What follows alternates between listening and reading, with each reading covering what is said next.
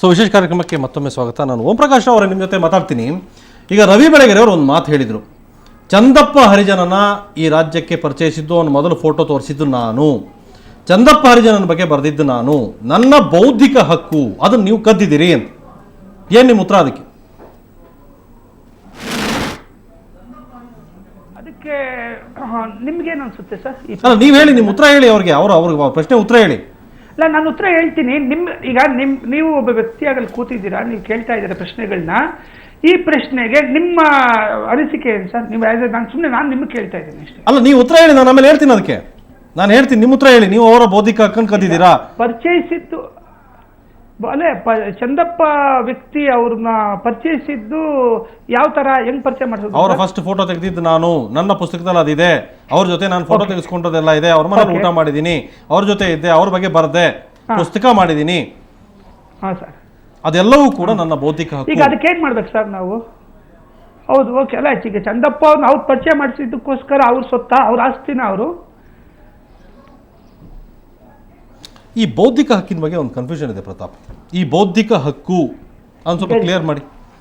ಅಲ್ಲ, ಇವರು ಈಗ ಫಾರ್ ಎಕ್ಸಾಂಪಲ್ ನಾನು ನಿಮ್ಗೆ ಹೇಳ್ತೀನಿ, ಫಸ್ಟ್ ಪಾಣಿಪತ್ ವಾರ್ ಯಾವಾಗ ನಡೀತು ಅಂತಂದರೆ 1526 ಅನ್ನೋದು ನೀವು ಓದಿದ್ರು ಒಂದೇ, ನಾನು ಓದಿದ್ರು ಒಂದೇ, ಇನ್ನೊಬ್ಬರು ಓದಿ. ಕರ್ನಾಟಕದಲ್ಲಿ ಮೈಸೂರಿನ ಹುಲಿ ಅಂತ ಟಿಪ್ಪು ಸುಲ್ತಾನ್ ಅಂತ ಎಲ್ಲರಿಗೂ ಗೊತ್ತು. Tipu Sultan is A historical figure ಅಥವಾ ಏನೇ ಇರ್ಬೋದು. ಇವತ್ತು ನಡೆದ ಘಟನೆ ನಾಳೆಗೆ ಇತಿಹಾಸದ ಒಂದು ಭಾಗ ಆಗುತ್ತೆ. ಯಾವುದೇ ಅದೊಂದು ಇನ್ಫಾರ್ಮೇಷನ್ ಅಷ್ಟೇ ಆಗಿರುತ್ತೆ, ಹೊಸದಾಗಿರೋ. ಈಗ ಇಂಟೆಲೆಕ್ಚುವಲ್ ಪ್ರಾಪರ್ಟಿಯಿಂದ ಈಗ ಒಬ್ಬ ಕವಿ ಇರ್ತಾನೆ, ಅವನೊಂದು ಅದ್ಭುತವಾದ ಕವಿತೆಯನ್ನು ಬರೀತಾನೆ. ಅದು ಆತನ ಕಲ್ಪನೆಯ ಒಂದು ಇಮ್ಯಾಜಿನೇಷನ್ದು ರಿಸಲ್ಟ್ ಆಗಿರುತ್ತೆ. ಅವಾಗ ಅದಕ್ಕೆ ಕಾಪಿರೈಟ್ ಅನ್ನೋದು ಬರುತ್ತೆ, ಅದು ಪೇಟೆಂಟ್ ಮಾಡ್ಕೊಳ್ಬೋದು. ಈಗ ಒಂದು ಪ್ರಾಡಕ್ಟ್ ಅಷ್ಟೇ, ಹೊಸದಾಗಿ ಅವರೊಬ್ಬ ಯುನೀಕಾಗಿ ಒಂದು ಸೃಷ್ಟಿ ಮಾಡ್ದ ಅಂತ ತಿಳ್ಕೊಳ್ಳಿ, ಒಂದು ಟಿ ವಿ ಕಂಡಿಡ್ದ ಅಂತ ತಿಳ್ಕೊಳ್ಳಿ, ಇಟ್ ಕ್ಯಾನ್ ಬಿ ಪೇಟೆಂಟೆಡ್. ಈಗ anything which is the result of once intelligence ಇದೆಯಲ್ಲ, ಅದು ಮಾತ್ರ ಕಾಪಿರೈಟಿಗೆ ಬರುವಂಥದ್ದು. ಚಂದಪ್ಪ ಹರಿಜನನ ನಾನು ಮಾತ್ರ ಮಾತಾಡಬೇಕು, ನನ್ನ ಬಿಟ್ಟು ಯಾರೂ ಮಾತಾಡಬಾರ್ದು ಅಂತಂದ್ರೆ ಇದು ಹೇಗಾಗುತ್ತೆ? ನೀವು ಹೇಳೋದೇನು ಅಂದ್ರೆ, ಈ ಕಥೆಯನ್ನು ಯಥಾವತ್ತಗೊಳಿಸಿದಾಗ ಮಾತ್ರ ಇಂಥ ಘಟನೆಗಳು ಉದ್ಭವ ಆಗ್ತವೆ. ಯಾಕಂದ್ರೆ ಮೊನ್ನೆ ಆದಂತ ವಿವಾದ ಕಥೆ ಅಂತ ಎಲ್ಲೂ ಹೇಳ್ಕೊಂಡಿಲ್ಲ, ಅದು ನಾನು ಮಾಡಿದ ವರದಿ ಅಂತ ಹೇಳಿ ಸಾಕಷ್ಟು ಆ ರೀತಿಯ ವರದಿಗಳು ಬಂದಿದೆ ಅನ್ನೋದು ನೀವು ನೋಡಿ. ಕನ್ನಡದಲ್ಲೂ ಕೂಡ ಅದರ ಹೆಸರು ಮರ್ತೀವಿ. ಹಿಂದಿನಲ್ಲಿ ಬೇಜಾಫ್ರೈ ಅಂತ ಬಂತು, ಕನ್ನಡದಲ್ಲಿ ಕೋಮಲ್ ಒಂದು ಮಾಡಿರೋ, ಅದು ಮೂಲ ಫ್ರೆಂಚ್ ಮೂವಿ ಇದೆ. ಆಮೇಲೆ ಇದಕ್ಕೆ ಹಿಂದಿನಲ್ಲಿ ಒಂದು ಕಾಂಟೆ ಅಂತ ಒಂದು ಒಳ್ಳೆ ಫಿಲ್ಮ್ ಬಂತು, ಅದು ಕೂಡ inspired by some other film ಅಂತ ಹೇಳ್ತಾರೆ. ಈ ರೀತಿ ಒಂದು ಎಳೆ ತಗೊಂಡು ಮಾಡೋದು, ಸಿನಿಮಾನ ಸೃಷ್ಟಿ ಮಾಡುವಂಥದ್ದು ಸಹಜ. ಅದು ಎಲ್ಲ ಕಡೆ ಎಲ್ಲ ಇದು ನಡ್ಕೊಂಡು ಬಂದಿರೋಂಥ ಪದ್ಧತಿ. ಈಗ ರವಿ ಬೆಳಗೆರೆ ಇರ್ತಾನೆ ಭಾಳ ಅರೋಗೆಂಟಾಗಿ ಹೇಳ್ತಾರಲ್ಲ, ಇದು ನನ್ನನ್ನು ಮಾತ್ರ ಕೇಳಬೇಕು, ನನ್ನನ್ನು ಕೇಳ್ದಲ್ಲೇ ನೀವು ಹೇಗೆ ಮಾಡಿದ್ರಿ, ಕನ್ಸಲ್ಟ್ ಮಾಡಿದ್ರಿ ಅಂತ ಹೇಳ್ತಾರೆ. ಅವ್ರು ಅಲ್ಲೇ ಇನ್ನೊಂದು ಉದಾಹರಣೆ ಕೊಡ್ತಾರೆ ನೋಡಿ, ಯಾರು ಏನೇ ಮಾಡಿರ್ಬೋದು. ಅವರಲ್ಲಿ ಒಂದು ಫ್ಯಾಕ್ಟನ್ನು ಹೇಳ್ತೀನಿ. ಒಂದು ಸುದ್ದಿ ವಾಹಿನಿಯಲ್ಲಿ ಹೋಗಿ ಹೇಳಿದರು, ನಾನು ಒಂದು ವೇಳೆ ಟಿ ವಿ ಜರ್ನಲಿಸಮ್ ಬಗ್ಗೆ ಬರೆಯೋದಾದರೆ ನಾನು ಶಿವಪ್ರಸಾದ್ ಅಂತ ತೋರಿಸಿದ್ರು, ಶಿವಪ್ರಸಾದಿಂದಲೇ ಪ್ರಾರಂಭ ಆಯಿತು ಅಂತ ಹೇಳ್ತೀನಿ ಅಂದರು. ಆ ಸುದ್ದಿವಾಹಿನಿ ಬಂದಾಗ ಶಿವಪ್ರಸಾದ್ ವಿಜಯ ಕರ್ನಾಟಕದಲ್ಲಿದ್ದರು. ಇವರು ಸತ್ಯಕ್ಕೆ ಎಷ್ಟು ದ್ರೋಹ ಬಗೆತಾರೆ ಅನ್ನೋದು ಇಲ್ಲೇ ಗೊತ್ತಾಗಲ್ಲ ಅವ್ರ ಮಾತಲ್ಲೇ. ಮತ್ತು ನೋಡಿ, ಕಾಶ್ಮೀರಿಗೆ ಹೋಗಿದ್ದೆ, ನಾನು ಹೋಗಿ ಕಾರ್ಗಿಲ್ ವಾರನ್ನು ಇದು ಮಾಡಿ ಬಂದೆ ಅಂತಲೇ ಹೇಳ್ತಾರೆ. ಯಾರೇ ಹೋಗೋದಿದ್ರು ನನ್ನೇ ಕನ್ಸಲ್ಟ್ ಮಾಡಬೇಕು, ನಾನು ಅದ್ರ ಬಗ್ಗೆ ಭಾಳ ಅಥಾರಿಟೇಟಿವ್ ಇನ್ಫಾರ್ಮೇಷನ್ ಇಟ್ಕೊಂಡಿರೋ ಅಂಥ ವ್ಯಕ್ತಿ ಅಂತ ಹೇಳ್ತಾರೆ. ಅಲ್ಲ, ಕಾಶ್ಮೀರದ ಬಗ್ಗೆ ಯಾರು ಬರೀಲೇಬಾರ್ದ? ಅಂದರೆ ಇವ್ರು ಹೋಗಿದ್ದಾರೆ ಅನ್ನೋ ಕಾರಣಕ್ಕೆ ಬೇರೆ ಯಾರೋ ಅದ್ರ ಬಗ್ಗೆ ಮಾತಾಡಲೇಬಾರ್ದ? ಇದ್ರ ಜೊತೆಗೆ ಒಂದು ಭಾಳ ಇಂಪಾರ್ಟೆಂಟ್ ವಿಚಾರನ ಮಾತಾಡೋಣ. 2001ರಲ್ಲಿ ಅಫ್ಘಾನಿಸ್ತಾನ ಮೇಲೆ ಅಮೆರಿಕ ಅಟ್ಯಾಕ್ ಮಾಡಿದಾಗ ರವಿ ಬೆಳಗೆರೆ ಅವರು ಅಫ್ಘಾನಿಸ್ತಾನಕ್ಕೆ ಹೋಗ್ಬಿಟ್ರು. ಯಾರಿಗೂ ಹೋಗೋಕ್ಕಾಗಲ್ಲ, ಇವ್ರು ಹೋಗ್ಬಿಟ್ರು. ಅಫ್ಘಾನದಿಂದ ಅಲೆಮಾರಿ ಬಂದಂಥ ವಿಜಯ ಕರ್ನಾಟಕದಲ್ಲಿ ಹೋಯಿತು, ಸುದ್ದಿ ಬಂತು, ಪ್ರತಿದಿನ ಪ್ರಕಟ ಆಯಿತು. ಅಫ್ಘಾನಿಸ್ತಾನಕ್ಕೆ ಬಾರ್ಡರ್ ಪ್ಲೇಸ್ ಇರೋಂಥದ್ದು ಯಾವುದೋ, ಒಂದು ಕಡೆ ಪಾಕಿಸ್ತಾನ ಇದೆ, ಇನ್ನೊಂದು ಕಡೆ ಇರಾನ್ ಇದೆ. ಈ ಒಂದು ಹೋಗಬೇಕು, ಒಂದು ಅಫ್ಘಾನಿಸ್ತಾನಕ್ಕೆ ಹೋಗಬೇಕು ಅಂದರೆ ಹೆಂಗೆ ಹೋಗೋಕ್ಕಾಗುತ್ತೆ? ಇದರ ಪಕ್ಕದಲ್ಲಿ ಕದ್ರಹಳ್ಳಿ ಕ್ರಾಸಿಗೆ ಹೋಗಬೇಕು ಅಂತಾರೆ, ನಡ್ಕೊಂಡು ಹೋಗ್ಬಿಡ್ಬೋದು, ಇಲ್ಲ ಅಂತಂದರೆ ಏನಾದರೂ ಮುಸ್ಕಾಕೊಂಡು ಹೋಗ್ಬಿಡ್ಬೋದು, ಯಾರಿಗೆ ಗೊತ್ತಾಗ್ದಂಗೆ. ಆದರೆ ಅಫ್ಘಾನಿಸ್ತಾನಕ್ಕೆ ಹೋಗೋಕ್ಕಾಗುತ್ತೆ ಹೇಳಿ? ಒಂದು ನೀವೇನು ಮಾಡ್ಕೋ, ಪಾಕಿಸ್ತಾನಕ್ಕೆ ಹೋಗಬೇಕು, ಲಾಹೋರಿಗೆ ಹೋಗಿ ಲಾಹೋರಿಂದ ಇದಕ್ಕೋಗ್ಬೇಕು. ಆಗ ನಮ್ಮ ಮತ್ತು ಪಾಕಿಸ್ತಾನದ ಮಧ್ಯದಲ್ಲಿ ಡಿಪ್ಲೊಮ್ಯಾಟಿಕ್ ಟೈಸ್ ಕೂಡ ಇರಲಿಲ್ಲ. ಆ ಸಂದರ್ಭದಲ್ಲಿ ಅದು ಕಾರ್ಗಿಲ್ ಆಗಿತ್ತು ನೋಡಿ, ಕಾರ್ಗಿಲ್ 1999 ಆಗೋಗಿತ್ತಲ್ಲ, ಹಾಗೆ ಡಿಪ್ಲೊಮ್ಯಾಟಿಕ್ ಟೈಸ್ ಕೂಡ ಇರಲಿಲ್ಲ. ನಾವು ಹೋಗಬೇಕು ಅಂದರೆ ಇರಾನಿಗೆ ಹೋಗ್ಬೇಕು, ಒಂದು ದುಬೈಗೆ ಹೋಗಿ, ದುಬೈಯಿಂದ ಇರಾನಿಗೆ ಹೋಗಿ, ಇರಾನಿಂದ ಹೋಗಬೇಕಿತ್ತು ಬಾರ್ಡರ್ ಪ್ಲೇಸು, ಇಲ್ಲ ದುಬೈಯಿಂದ ಪಾಕಿಸ್ತಾನಕ್ಕೆ ಹೋಗಿ ಲಾಹೋರಿಗೆ ಹೋಗಬೇಕಿತ್ತು. ಇಂಡಿಯಾದವ್ರಿಗೆ ವೀಸಾನೇ ಕೊಡ್ತಾ ಇರಲಿಲ್ಲ ಪಾಕಿಸ್ತಾನದವ್ರು. ರವಿ ಬೆಳಗೆರೆ ಅವ್ರು ಹೋಗ್ಬಿಟ್ಟು ಅಫಘಾನದಿಂದ ಅಲೆಮಾರಿ ಬಂದ ಅಂತ ಅವ್ರು ಹೋಗಿದ್ರಲ್ಲ ಅಫ್ಘಾನಿಸ್ತಾನದ್ದು, ಅವರು ಯಾವ್ದಾರು ಒಂದು ಟೆರರಿಸ್ಟ್ ಜೊತೆ ನಿಂತ್ಕೊಂಡಿರೋದು ಯಾವ್ದಾರು ಒಂದು ಫೋಟೋ ತೋರ್ಸೋಕೆ ಹೇಳಿ. ಬೇಡ, ಇದರಲ್ಲಿ ನಿಮ್ಮ ಪಾಸ್ಪೋರ್ಟಲ್ಲಿ ಶಿಕ್ಕಾ ಹೊಡೆದಿರ್ತಾರಲ್ಲ, ಸೀಲ್ ಹಾಕಿರ್ತಾರಲ್ಲ, ಅವ್ರ ಪಾಸ್ಪೋರ್ಟನ್ನು ಪ್ರೊಡ್ಯೂಸ್ ಮಾಡೋಕ್ಕೆ ಹೇಳಿ. ಇರಾನಿಗೆ ನೀವು ಹೋಗಿ ಇರಾನಿಂದ ನೀವು ಅಫ್ಘಾನಿಸ್ತಾನ ನುಸುಳಕ್ಕೆ ಸಾಧ್ಯ ಇದೆಯಾ? ಇರಾನಿಗೆ ಒಂದು ಸೊಳ್ಳೆನೂ ಕೂಡ ವಿದೌಟ್ ದೇರ್ ಪರ್ಮಿಷನ್ ಹೋಗಕ್ಕೆ ಸಾಧ್ಯ ಇಲ್ಲ. ಇವ್ರು ಹೋದರು. ಇವ್ರು ಅಂತಹ ಸತ್ಯಸಂಧ ಪತ್ರಕರ್ತ ಇವರು. ಅಲ್ಲ, ಇವರು ಮಾತನ್ನ ಚಂದಪ್ಪ ನನ್ನ ಮನೆ ಆಸ್ತಿ ಅನ್ನೋ ಥರ ಹೇಳ್ತಾರಲ್ಲ, ಇದನ್ನು ಹೇಗೆ ಒಪ್ಪಕ್ಕಾಗುತ್ತೆ ಅಂತ. ಸಿನಿಮಾ ಅನ್ನೋದು ಒಂದು ಇಂಡಸ್ಟ್ರಿ, ಅದು ಕೂಡ ಎಲ್ಲಿಂದಲೂ ಪ್ರೇರಣೆ ಪಡ್ಕೊಳ್ತಾರೆ, ಒಂದು ಎಳೆ ತಗೊಳ್ತಾರೆ, ಒಂದು ಸಿನಿಮಾ ಮಾಡ್ತಾರೆ. ಕ್ರಿಯೇಟಿವ್ ಮಾಡಿದರೆ ಖುಷಿ ಪಡೋಣ, ಚೆನ್ನಾಗಿಲ್ಲ ಅಂದರೆ ಡಬ್ಬಕ್ಕೆ ಹೋಗುತ್ತೆ. ಅದಾಗೆ ರೈಟ್. ಅಣಜಿ, ನೀವು ಸಿನಿಮಾ ಮಾಡಿದ್ದಾಕೆ? ಶುರುವಾತಿನ ಸಿನಿಮಾನ ಯಾಕೆ ಮಾಡಿದ್ದೀರಿ ನೀವು? ಸರ್, ಈ ಥರ ನಾನು ಕತೆ ಕೇಳಿದಾಗ ಈ ಥರ ಆಗಬಾರ್ದು, ಮುಂದೆ ಉತ್ತರ ಕನ್ನಡದ ಫ್ಯೂಚರಲ್ಲಿ ಆಗಬಾರ್ದು, ಈ ಥರ ಯಾರು ನೋವು ಪಡಬಾರ್ದು ಅನ್ನೋದು ಮೇನ್ ಇಂಟೆನ್ಷನ್ನು. ಈ ಸಿನಿಮಾದಿಂದ 4 ಜನ ಒಳ್ಳೇದಾಗಬೇಕು, ಅಂದರೆ ಎಜುಕೇಷನ್ ಸಿಗಬೇಕು, ಎಜುಕೇಷನ್ ಪ್ರಾಬ್ಲಮ್ ಇದೆ, ಆಮೇಲೆ ಈ ಥರ ಗನ್ ಹಿಡ್ಕೊಂಡು ಓಡಾಡಬಾರ್ದು, ಅವ್ರಿಗಾದ ಒಂದು ಜವಾಬ್ದಾರಿ ಬರಬೇಕು ಅನ್ನೋದು ನಮಗೆ ಆಸೆ ಇದೆ. ಏನಂದರೆ ಒಂದು ಸಿನಿಮಾ ಮಾಡಬೇಕಾದ್ರೆ ನಮ್ಮ ಜೀವನನೇ ಬೇಕಾದಷ್ಟಿದೆ, ಆ ಜೀವನದ ಮೇಲೆ ನಾವು ಆಧಾರಿತ ಮಾಡಿದ್ವಿ ಸಿನಿಮಾ ಹೊರತು ಯಾವುದೋ ಇವ್ರು ಮಾಡಿದ್ರು ಅವ್ರ ಹೆಸರು ಹೇಳಿದ್ವಿ ಯಾರ ಹೆಸರು ಇಟ್ಕೊಂಡು ಮಾಡಿದ್ವಿ ಅನ್ನೋದಲ್ಲ.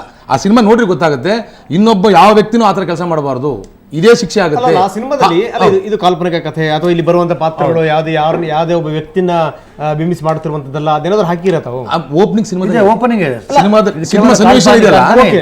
ಅಲ್ಲ, ಇಷ್ಟೊಂದೆಲ್ಲ ಇದ್ಮೇಲೆ ನೀವ್ ಯಾಕೆ ಈಗ ಬೇರೆಯವ್ರ ಫೋನ್ ಕೇಳಕ್ ಹೋದ್ರಿ? ಇಲ್ಲ, ನೀವು ಆ ಹೆಸರನ್ನು ತೆಗೆದಾಕ್ತೀವಿ ಅನ್ನುವಂಥದ್ದಾಗಿರ್ಬೋದು. ಇಲ್ಲ, ಅವ್ರು ಏನು ಕೇಳಿದ್ರು, ಕೇಶವಪ್ಪ ಅನ್ನೋ ಕ್ಯಾರೆಕ್ಟರ್ನ ಏನು ಇದೆಯಲ್ಲ, ಈ ಮನುಷ್ಯ ಎದರಿಕೆ ಸರ್, ಧೈರ್ಯವಾಗಿ ಮಾತಾಡೋದಿಲ್ಲ. ಸುಮ್ಮನೆ ನೀವೇ ಎಲ್ಲ ವೀಕ್ಷಕರೇ ನೋಡಿದ್ದಾರೆ ಬೆಳಿಗ್ಗೆಯಿಂದ ಕೂತ್ಕೊಂಡು. ಸಂತೋಷ, ಕೆಲವು ವಿಷಯ ಬಂದಾಗ ಮಾತಾಡಬೇಕು. ಹೌದಣ ಅಂತ ಕೂತ್ಕೊಂಡ್ರೆ ಆಗಲ್ಲ. ಧೈರ್ಯವಾಗಿ ಮಾತಾಡಿ ಎಲ್ಲ ಹೊರಗಡೆ. ವಿಚಾರ ಏನಂತಂದ್ರೆ, ಬೆಳಿಗ್ಗೆ ಫೋನ್ ಬಂದಾಗ ಕೇಶವ ಅಂತ ಕ್ಯಾರೆಕ್ಟರ್ ಇದು ಮಾಡಿರಲ್ಲ, ಅದು ನಮ್ಮ ಫುಲ್ ಹೈಲೈಟ್ ಇಲ್ಲ, ಅಂದ್ರೆ ನಮ್ಮ ತಂದೆ ಹೈಲೈಟ್ ಇಲ್ಲ ಕ್ಯಾರೆಕ್ಟರ್, ಅದು ಕಟ್ ಮಾಡಿ. ಈಗ ಸಿನಿಮಾ ಮಾಡಿದ ಉದ್ದೇಶ ಏನು? ಡಾಕ್ಯುಮೆಂಟ್ ಇಲ್ಲ ಸತ್ಯಕತೆ ಮಾಡಕ್ಕೆ ಹೇಳಿದ್ರೆ ಇಲ್ಲ, ನಾವು ಕಮರ್ಷಿಯಲ್ ನಮ್ಗೆ ಏನು ಸಿನಿಮಾ ಬೇಕು ಆ ಥರ ಮಾಡಿದ್ದೀವಿ. ನೀವು ಬೇರೆ ಏನು ಹೇಳೋ ಉದ್ದೇಶ ಇಲ್ಲ, ಏನಿಲ್ಲ. ನಿಮ್ಗೆ ಅದು ಇನ್ಸ್ಪೈರ್ಡ್ ಬೈ ಅದ್ರದೊಂದು ಎಲ್ಲ ಒಂದ್ ಕಡೆ ಮೂಲ ಯಾರು ಈ ತರ ಆಗಕ್ಕೆ ಹೋಗ್ಬೇಡಿ. ಮೆಸೇಜ್ ಕೊಡಕ್ಕೋಸ್ಕರನೇ ಈ ತರ ಆಗಬಾರ್ದು. ನಿಮ್ಮ ಫ್ಯಾಮಿಲಿ ಇದೆ, ಎಜುಕೇಶನ್ ಮಾಡಿ, ಮಕ್ಕಳು ಮುಂದೆ ಬರಲಿ. ಉತ್ತರ ಕನ್ನಡದಲ್ಲಿ ಎಜುಕೇಶನ್ ತುಂಬಾ ಕಮ್ಮಿ ಇದೆ ಸರ್. ಅದ್ರ ಬಗ್ಗೆ ಮಾತಾಡೋದಕ್ಕೆ ನಿಮ್ಮ ಸ್ನೇಹಿತರು ರಾಜಶೇಖರ್ ನಾಯ್ಡು ಅವರೇ ನಮ್ಮ ಜೊತೆ ಸಂಪರ್ಕದಲ್ಲಿದ್ದಾರೆ. ರಾಜಶೇಖರ್ ಅವರೇ, ಚಂದಪ್ಪ ಹರಿಜನ ಅವ್ರ ಬಗ್ಗೆ ಈ ಜಗತ್ತಿಗೆ ಗೊತ್ತಾಗಿದೆ ಹೆಂಗೆ, ಯಾರಿಂದ?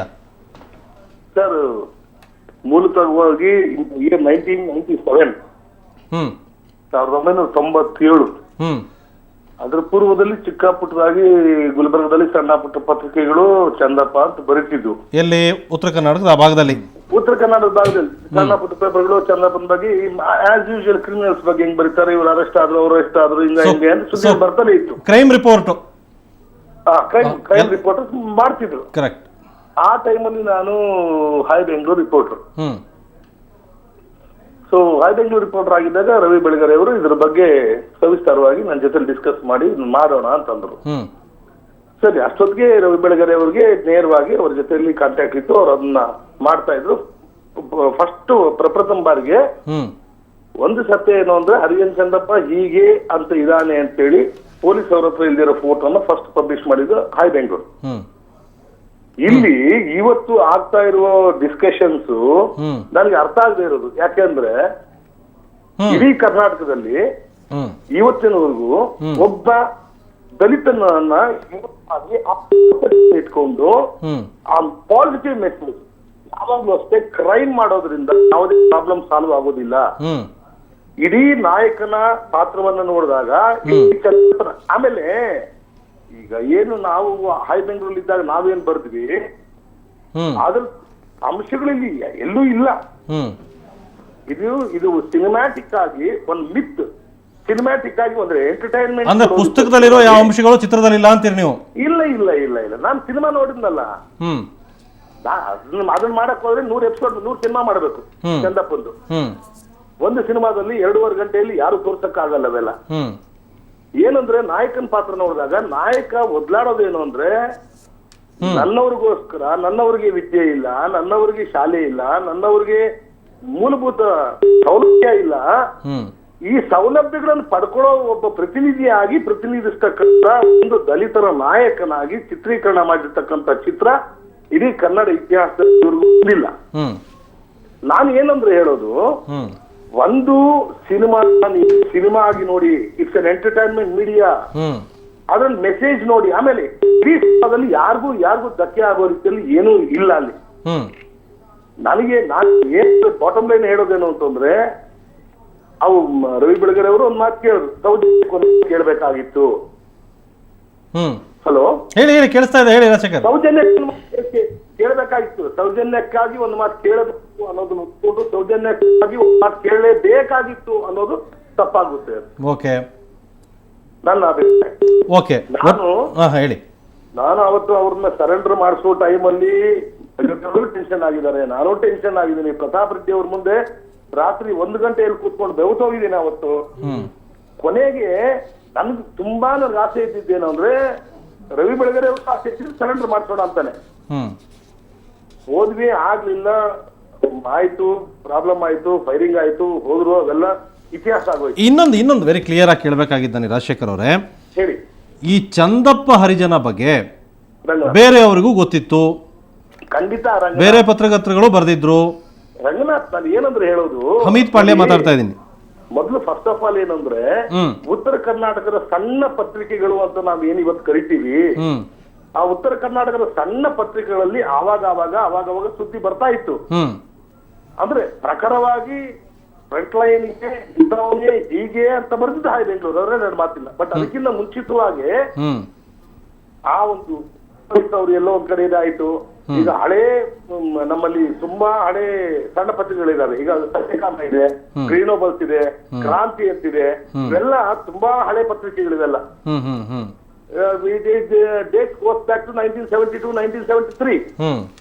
ಅಂದ್ರೆ ಸಣ್ಣ ಪತ್ರಿಕೆಗಳು ಅವಾಗ ತುಂಬಾ ಪ್ರಮುಖ ಸ್ಥಾನವನ್ನು ಪಡ್ಕೊಂಡಿದ್ವಿ. ಇನ್ಕ್ಲೂಡಿಂಗ್ ಕಮಲಾಕರ್ ಲಾಕಪ್ ಡೆತ್ ಪ್ರಕರಣ ಕೂಡ ಸತ್ಯಕಾಮದಿಂದ ಹೊರಗಡೆ ಬಂತು. Okay, it has been identified by national news paper.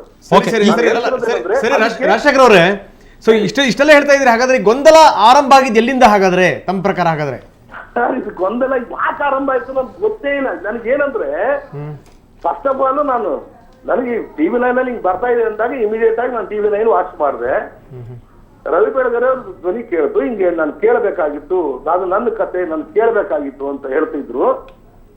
ನಾನೇನಂದ್ರೆ Ravi Belagere ಅವರು ಸಿನಿಮಾ ನೋಡಿಲ್ಲ ಅಂತ ಯಾರೋ ಹೇಳಿದ್ದಾರೆ, ಅವ್ರು ಕೇಳಿದ್ದಾರೆ, ಅದನ್ನ ಮಾತಾಡ್ತಾ ಇದ್ದಾರೆ. ಸಿನಿಮಾ ನೋಡಿದಾಗ ನಾವು ಅವಾಗ ಏನು ಎಲಿಮೆಂಟ್ಸ್ ನಾವು ಬರ್ದಿದ್ವಿ, ನಾವು ಅವಾಗ ಏನು ಎಕ್ಸ್ಪೀರಿಯನ್ಸ್ ಆದ್ವಿ, ನಮ್ದು ಏನು ಸ್ಟೋರಿ ಲೈನ್ ಇತ್ತು, ಅದು ಟೋಟ್ಲಿ ಡಿಫ್ರೆಂಟ್. ಇವರು ಎಂಟರ್ಟೈನ್ಮೆಂಟ್ಗೆ ಅಲ್ಲಿ ನಾಯಕಿ ಇಲ್ಲ, ಅಲ್ಲಿ ಕುರ್ತೆ ಇಲ್ಲ, ಅಲ್ಲಿ ಏನು ಅತಿಮಾನವ ಶಕ್ತಿ ಇಲ್ಲ ಅಪ್ಪನಿಗೆ. ಇಲ್ಲ, ಈಗ ಒಟ್ಟಲ್ಲಿ ಆ ಭಾಗದ ಜನರಿಗೆ ಹರ್ಟ್ ಆಗೋ ರೀತಿಯಲ್ಲಿ ಏನಾದ್ರು ಇದೆಯಾ ಸಿನಿಮಾದಲ್ಲಿ? ಖಂಡಿತವಾಗ್ಲೂ. ಯಾಕೆಂದ್ರೆ ಮೂಲ ಕತೆ ನಿಮ್ಗೆ ಅಷ್ಟು ಗೊತ್ತಿರೋದ್ರಿಂದ ಅಲ್ಲಿ ಆ ಭಾಗದ್ದು ಕೂತ್ಕೊಂಡು ಸಿನಿಮಾ ನೋಡಿದವ್ರಿಗೆ ಗೊತ್ತಾಗ ದುಡ್ಡು ಕೊಟ್ಟು ಹೊಡಿತಾ ಇದಾರೆ. ಆಮೇಲೆ ಒಂದೊಂದು ಕ್ಯಾರೆಕ್ಟರ್ನು ಮೋಲ್ಡ್ ಮಾಡಿ ಅವ್ರು ಮಾಡಿರೋದು, ಆ ವಿಜಯ್ ಆ ಒಂದು ಪಾತ್ರದಲ್ಲಿ ಹಂಗೆ ಜೀವಂತ ಮಾಡಿದ್ದಾರೆ. ತನ್ನ ಜನಾಂಗಕ್ಕೆ ಈಗ ರವಿ ಬೆಳಗೆರೆ ಅವರು ಎತ್ತಿರೋ ಪ್ರಶ್ನೆ ಸರಿ ಅಂತಿರೋ ತಪ್ಪು ಅಂತಿರೋ ತಾವು? ರವಿ ಬೆಳಗೆರೆ ಎತ್ತಿದಾರಲ್ಲ ಪ್ರಶ್ನೆ, ನಾನು ಕೇಳಬೇಕಿತ್ತು ಅನ್ನೋದು. ರವಿ ಬೆಳಗೆರೆ ಅವರು ಸೌಜನ್ಯಕ್ಕೆ ಒಂದು ಮಾತು ಕೇಳಬೇಕಾಗಿತ್ತು, ಸೌಜನ್ಯಕ್ಕಾಗಿ ಒಂದು ಮಾತು ಕೇಳಬೇಕಾಗಿತ್ತು ಅನ್ನೋದನ್ನ ಒಪ್ಕೊಂಡ್ರು. ಸೌಜನ್ಯಕ್ಕಾಗಿ ಒಂದು ಮಾತು ಕೇಳಲೇಬೇಕಾಗಿತ್ತು ಅನ್ನೋದು ತಪ್ಪು. ಓಕೆ, ಕೇಳಲೇಬೇಕು ಅನ್ನೋದಕ್ಕೂ ಸೌಜನ್ಯಕ್ಕೆ ಒಂದು ಮಾತು ಕೇಳಬೇಕಾಗಿತ್ತು ಕಣ ಅನ್ನೋದಕ್ಕೂ ವ್ಯತ್ಯಾಸ ಇದೆ. Okay okay, thank you Rajashekhar ಅವರು. ನೀವು ಇತಿಹಾಸವನ್ನು ನೋಡ್ಕೊಂಡು ಬಂದಾಗ ಇತಿಹಾಸದಲ್ಲಿ ನಡೆದ ಯಾವುದೇ ಘಟನೆಗಳು ನಿನ್ನೆ ನಡೆದಿತ್ತು ಇವತ್ತು ಇತಿಹಾಸ ಅಂತಂದಾಗ, ಹಲೋ ಹೇಳಿ ಕೇಳಿಸ್ತಾ ಇದೆ. ಇತಿಹಾಸದ ಮೇಲೆ ನನಗೆ ಬಿಟ್ಟು ಬೇರೆಯವರಿಗೆ ಯಾರಿಗೂ ಹಕ್ಕಿಲ್ಲ ಅಂತ ಮಾತನಾಡುವುದು ತಪ್ಪು. ಯಾವತ್ತೂ ಅಷ್ಟೇ. ಓಕೆ, ಇತಿಹಾಸ ಅದು ಎಲ್ಲರ ಸುತ್ತು. 1857 ಸಿಪಾಯಿ ಮೂರ್ತಿ ಬಗ್ಗೆ ನಾನು ಬರೀತಿರೋದು ನನ್ನ ಹಕ್ಕು. It's right of expression given by constitution of India. Correct. Nobody can deny this. Okay sir, ನೀವು ಹಾಗೆ ನೀವು ಸಂಪರ್ಕದಲ್ಲಿರಿ, ಮತ್ತೆ ನಾವು ನಿಮ್ಮ ಜೊತೆಗೆ ಮಾತಾಡ್ತೀನಿ. ನಾನು ಅಣಜಿ ನಾಗರಾಜ್ ಅವ್ರಿಗೆ ಒಂದು ಪ್ರಶ್ನೆ ಕೇಳಬೇಕು ಅಂತೀನಿ. ಇದೇನಂದ್ರೆ ಇವತ್ತು ನೀವೇನು ಸಂದರ್ಶನ ಆಯ್ತು, ಸಂದರ್ಶನ ನಾನು ಕೂಡ ನೋಡಿದೆ. ನೀವು ಉತ್ತರ ಕೊಡೋಕೆ ಪ್ರಯತ್ನ ಪಡ್ತಾ ಇದ್ರೆ ಅವ್ರು ಸರಿಯಾಗಿ ಉತ್ತರ ಕೊಡಲಿಲ್ಲ ಅಂತ ನನ್ನ ಭಾವನೆ. ಏನು ಅಂದರೆ ತಾವು ಹೇಳ್ತಾ ಇದ್ರಿ ಕದ್ದಿಲ್ಲ ಸ್ವಾಮಿ, ಕದ್ದಿಲ್ಲ ಅಂತ ಒಂದು ಶಬ್ದ ಬಳಸಿದ್ರು ಅವರು. ಇದು ಕೇವಲ ಕದ್ದಿರೋದಲ್ಲ, ಇದು ಏನು ಅಂದರೆ ವಾಂತಿಯನ್ನು ನೆಕ್ಕಿರೋದು ಅನ್ನುವಂಥ ಮಾತನ್ನು ಹೇಳಿದರು. ಅಲ್ಲ ನಾನು ಹೇಳ್ತಿರೋದು ನೀವು ಅವ್ರ ಕಥೆಯನ್ನೇ ಆಧರಿಸಿ ಮಾಡಿಲ್ಲ ಅಂದ್ರೆ ಇಷ್ಟೆಲ್ಲ ಯಾಕೆ ಅನ್ಸ್ಕೊಂಡ್ರಿ, ಇಷ್ಟೆಲ್ಲ ಯಾಕೆ ಕೇಳಿಸ್ಕೊಂಡ್ರಿ? ಜೊತೆಗೆ ಅವಿವೇಕಿ ಅನ್ನೋ ಪದನ ಕೂಡ ಇವ್ರ ಮೇಲೆ ಬಳಸಿದ್ರು. ಅವಿವೇಕಿ ಅನ್ನೋ ಪದ ಅದು ವಿವೇಕ ಇಲ್ಲದೆ ಒನ್ ಬೈ ಒನ್ ಬರೋಣ. ಓಕೆ ಸರ್, ಅವ್ರು ನೆಕ್ಕಿರೋದು ಅಂತ ಹೇಳ್ತಾರಲ್ಲ, ಫಸ್ಟ್ ಆಫ್ ಆಲ್ ಪಿಕ್ಚರ್ ನೋಡಿಲ್ಲ. ಅದು ನೋಡ್ರಿ ಗೊತ್ತಾಗತ್ತೆ, ನೆಕ್ಕಿದವ ಕೆರೆದವ ಅದು ಹಂಗ ಮಾಡಿದವ ಅಂತ ಗೊತ್ತಾಗತ್ತೆ ಫಸ್ಟ್ ನನ್ನ ಅನಿಸಿಕೆ. ಆಮೇಲೆ ಅವಿವೇಕಿ ಅಂತಂದು ಹೇಳಿದಂಗೆ ಟೈಟ್ಲ್ ಬಂದಾಗ ನಾವು ಚಾನಲ್ ಹೇಳಿದೆ ಅವಿವೇಕಿ ಅಂತ ಪಾತಗಿರಿ ವಿವೇಕ್ ಇರೋರು ಅಂತ ನಾನು ಬಂದು ಹೇಳಿದ್ ನಿಮ್ಗೆ ಅಲ್ಲ ಹೇಳಿದ್ದು ಹಂಗ ಅನ್ಸ್ಕೊಂಬೇಡ ನಿಂಗೇನು ಮಾನ ಮರ್ಯಾದೆ ಇಲ್ಲ. ಈಗ ಏನಾಗತ್ತೆ ಅಂದ್ರೆ ಕೆಲವೊಂದು ಒಂದ್ ಕಡೆಗೆ ವಿಜಯ್, ಇನ್ನೊಂದ್ ಕಡೆ ಓಂ ಪ್ರಕಾಶ್ ಅವರು ನಿಮ್ಗೆ ಧೈರ್ಯ ತುಂಬುವಂತ ಪ್ರಯತ್ನ ಮಾಡ್ತಾನೆ ಇದ್ರು. ಅವ್ರು ಹೇಳ್ತಾ ಇದ್ರು, ನೀವು 6-7 ಕೋಟಿ ಸೋದ್ಬಿಟ್ಟು ಸಿನಿಮಾ ನೋಡಿರಿ ಸ್ವಾಮಿ, ತುಂಬಾ ಕಷ್ಟಪಟ್ಟಿರುವಂತವ್ರು, ನೀವು ಧೈರ್ಯ ಉತ್ತರ ಕೊಡಿ, ಯಾಕೆ ಹಂಗೆ ಭಯ ಪಡ್ಕೊಂಡು? ಇಲ್ಲ, ಭಯಪಡೋದಿಲ್ಲ ಸರ್. ಏನಾಯ್ತಂದ್ರೆ 3-4 ಒಂದು ಅಟ್ ಎ ಟೈಮ್ ಕ್ವಶನ್ ಬಂದಾಗ, ಆ ಕಡೆ ಲೈನ್ ಬಂದಾಗ ಅದು ಪ್ರಾಬ್ಲಮ್ ಆಯ್ತು ಹೊರತು ಸ್ಟ್ರೈಟ್ ಆಗಿ ಹೇಳ್ತೀನಿ. ನಮ್ಗೆ ಅದೇನು ಇದೇ ಇಲ್ಲಲ್ಲ, ಇವ್ರು ಏನ್ ಹೇಳ್ತಾರೆ ಅಂತ ಅದು ಗೊತ್ತಿಲ್ಲಲ್ಲ ಫಸ್ಟ್ ಹಾಫ್. ಅದು ದೊಡ್ಡ ಸಮಸ್ಯೆ ಆಯ್ತು. ಅದು ಆ ಥರ ನೆಕ್ಕಿಲ್ಲ. ನಾವು ಪಿಕ್ಚರ್ ನೋಡೋ ಗೊತ್ತಾಗುತ್ತೆ, ನೆಕ್ಕಿದಾವ ಗುದ್ದಿದಾವ ಅಂತ ಗೊತ್ತಾಗುತ್ತೆ. ಆಮೇಲೆ ಅವಿವೇಕ ಅನ್ನೋ ಪದ ಇದೆಯಲ್ಲ, ಅದನ್ನ ಅವ್ರು ಹೇಳಿದ್ರು ವಿವೇಕ ಇಲ್ಲದೆ ಇದ್ದವರು ಅಂತ ಹೇಳ್ತಾರೆ. ಹೇಳಿ ಅದನ್ನ ಅವರೇ ಅದನ್ನ ಇವರು ಯಾವುದನ್ನ ಮ್ಯಾನಿಪುಲೇಟ್ ಮಾಡ್ತಿದ್ದಾರೆ, ಫ್ಯಾಬ್ರಿಕೇಟ್ ಮಾಡಿದ್ದಾರೆ ಹಾಗೆ ಅಂತ ಹೇಳ್ತಿದ್ದಾರೆ. ನಿಜವಾಗಿ ಮಾಡಿದ್ದವರೇ. ಒಬ್ಬ ಪತ್ರಕರ್ತನಾದವನಿಗೆ ನೀತಿ ಸಂಹಿತೆಯನ್ನು ತಿಳ್ಕೊಂಡವನಿಗೆ ಖಂಡಿತ ಅದ್ರ ಗೊತ್ತಿರುತ್ತೆ. ಅವಿವೇಕಿನ ಶಬ್ದ ಪದ ಇದೆಯಲ್ಲ, ಹೈಲಿ ಡೆರಾಗೇಟ್ರಿ, ಡಿಫಮೇಟ್ರಿ. ಅದು ಅವ್ರಿಗೆ ಕೋರ್ಟಲ್ಲಿ ಶೂ ಮಾಡ್ಬೋದು ಅವ್ರನ್ನ. ಅವ್ರಿಗೆ ಅದೇ ಮೂಲ ಗೊತ್ತಿಲ್ಲ. ಮತ್ತು ಅವರು ಯೋಗ್ಯತೆ ಈ ರೀತಿ ಒಬ್ಬ ವ್ಯಕ್ತಿ ಬಗ್ಗೆ ಎಲ್ಲ. ಈಗ ನೋಡಿ, ಯಾವುದೋ ಅಂತ ತಿಳ್ಕೊಳ್ಳಿ, ಒಂದು ನಿರ್ಧಾರ ತೊಗೊಂಡಿರ್ತಾರೆ, ಅದು ಅವಿವೇಕಿ ನಿರ್ಧಾರ ಅಂತ ಹೇಳೋಕ್ಕಲ್ಲ, ವಿವೇಕರಹಿತವಾದದ್ದು ಅಂತ ನಾವು ಪತ್ರಿಕೆಯಲ್ಲಿ ಬರಿತೀವಿ. ಅವಿವೇಕಿ ಅಂತ ಯಾರನ್ನ ಹೇಳಕ್ಕೆ ಹೋದರೆ ನಿಮಗೆ ಅದು ಹೈಲಿ ಡಿಫಮೇಟ್ರಿ. ಇದು ರವಿ ಬೆಳಗೆರೆ ಆ ಪದನೆಲ್ಲ ಒಬ್ಬೊಬ್ರದ್ದು ಯೋಗ್ಯತೆ, ನಿನ್ನ ಯೋಗ್ಯತೆ ಏನು, ಅದು ಇದು ಅಂತೆಲ್ಲ ಬಳಸ್ತಾರೆ. ಇವ್ರ ಬಗ್ಗೆ ಹೇಳ್ಕೊಂಡ್ರು, ನಾನೊಬ್ಬ ಲೈಟ್ ಬಾಯ್ ಆಗಿದ್ದವನು ಇಲ್ಲಿವರೆಗೂ ಬೆಳೆದೆ ಅಂತ. ರವಿ ಬೆಳಗೆರೆ ತಮ್ಮ ಬಗ್ಗೆ ಅತಿರಂಜಕವಾಗಿ ಬರ್ಕೊಳ್ಳೋರು ಹೇಳ್ತಾರೆ, ನಾನು ಅಲ್ಲಿದ್ದೆ, ಇಲ್ಲಿದ್ದೆ, ಅಲ್ಲಿ ಮಲ್ಕೊಂಡಿದ್ದೆ, ರಸ್ತೆ ಬದಿಯಲ್ಲಿದ್ದೆ ಎಲ್ಲ ಹೇಳ್ತಾರೆ. ಹಾಗಾದರೆ ಅದನ್ನು ಯೋಗ್ಯತೆ ಅಂತ ನಾವು ಆ ಯೋಗ್ಯತೆ ಅಳತೆಗೋಲಿಗೆ ತಂದುಬಿಟ್ಟು ಅದನ್ನೆಲ್ಲ ನೋಡ್ಲಿಕ್ಕಾಗತ್ತಾ? ಪ್ರತಿಯೊಬ್ಬ ಮನುಷ್ಯನಿಗೂ ಪ್ರತಿಯೊಬ್ಬ ಇಂಡಿವಿಜುವಲ್ಗೂ ಅವನದೇ ಆದಂಥ ಒಂದು ಐಡೆಂಟಿಟಿ ಇರುತ್ತೆ, ಇಂಡಿವಿಜುವಾಲಿಟಿ ಅಂತ ಇರುತ್ತೆ. ಅದನ್ನು ಹಾಗೆ ಮಾತಾಡೋಂಥದ್ದು ಅವ್ರ ತಪ್ಪು. ಮತ್ತು ಅವ್ರು ಬಹಳ ಈ ವರ್ಡ್ಸ್ ಆರ್ ಫ್ರೀ ಅಂತ ಹೇಳ್ತಾರೆ, ಪದಗಳು ಬಹಳ ಪುಕ್ಕಟಾಗಿ ಸಿಗ್ತವೆ, ಅದನ್ನು ಯದ್ವಾ ಬಳಸೋದು ತಪ್ಪು. ಅವ್ರ ಪತ್ರಿಕೆಗಳಲ್ಲಿ ನೋಡಿ, ಇದು ಒಂದೇ ಅಲ್ಲ, ಅವ್ರದ್ದು ಟ್ಯಾಬ್ಲೆಟ್ ಭಾಷೆ ಅದು. ನೀವು ನೋಡಿ, ಲಂಕೇಶ್ ಅವ್ರದ್ದು ಪತ್ರಿಕೆಯನ್ನು ಕೂಡ ನಾವು ಯಾವಾಗಲೂ ಅವ್ರ ಆರ್ಡೆಂಟ್ ಫ್ಯಾನು. ನಮ್ಮ ತಂದೆ ಯಾವತ್ತೂ ಕೂಡ ಲಂಕೇಶ್ ಅವರ ಟೀಕೆ ಟಿಪ್ಪಣಿ ನಮ್ಮ ಮನೇಲೆಲ್ಲ ಕಲೆಕ್ಷನ್ಸ್ ಇದೆ. ಅವಾಗಿಂದಲೂ ನಾವು ಚಿಕ್ಕದ್ರಿಂದಲೂ ಅವ್ರು ಓದ್ಕೊಂಬಂದಿದ್ದೀವಿ. ಲಂಕೇಶ್ ಈ ರೀತಿ ಕೆಟ್ಟ ಪದಗಳನ್ನ ಯಾವತ್ತೂ ಬಳಸ್ತಾ ಇರಲಿಲ್ಲ. ಅವರು ಬಹಳ ಕಟುವಾದ ಟೀಕೆನ ಮಾಡ್ತಾಯಿದ್ರು, ಜಿದ್ದಾಜಿದ್ದಿಗೆ ಬಿದ್ದು ವಾದ ಮಾಡ್ತಾಯಿದ್ರು. ಆದರೆ ಈ ರೀತಿ ಹೊಲಸು ಪದಗಳನ್ನ ಬಳಸ್ತಾ ಇರಲಿಲ್ಲ. ಇವರದಲ್ಲಿ ಕಜ್ಜಿನಾಯಿ ಅಂತ ಬರೆಯೋದು, ಶಂಡ ಅಂತ ಬರೆಯುವಂಥದ್ದು, ಏನು ಇದು ಪದಗಳಿವು? ನಿಜವಾಗ್ಲೂ ನನಗೆ ಅಸಹ್ಯ ಅನಿಸುತ್ತೆ. ಮತ್ತು ಪತ್ರಿಕೋದ್ಯಮದಲ್ಲಿ ಇನ್ನೊಂದು ಮೂಲ ನೀತಿ ಸಂಹಿತೆ ಅನ್ನೋದು ಇರುತ್ತೆ ನೋಡಿ.